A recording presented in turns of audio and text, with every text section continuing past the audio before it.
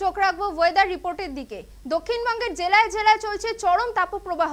দুই মেদিনীপুর, ঝাড়গ্রাম, পুরুলিয়া, বাঁকুড়া, পশ্চিম বর্ধমান ও বীরভূম এই 7টি জেলায় চরম তাপপ্রবাহের সতর্কবার্তা।